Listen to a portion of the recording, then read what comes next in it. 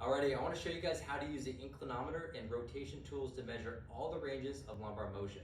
So first thing we're going to do is measure lumbar flexion. So let's find the L1 vertebrae. Place the center of the phone right on that vertebrae. We'll hit start. Feet about 6 inches apart. So let's bring those feet a little bit further apart. Good. Let's flex forward. Knees straight. Good. Hit stop when they get to the end of their motion. Come back up. Good. So now we're back to neutral. We hit start again. Hands on the back of your thighs. Let's extend backwards. So phone staying in the same position. Good. Stop. Good. Come back up. Good. All right. So we're keeping those feet around 6 inches apart there.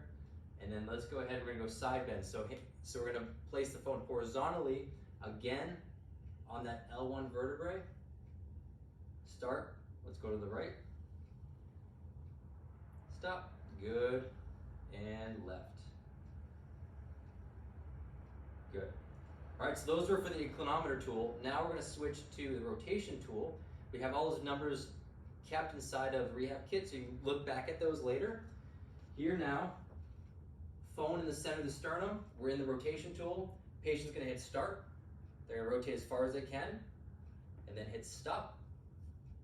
Good. Back to the center. Hit start again. And hit stop.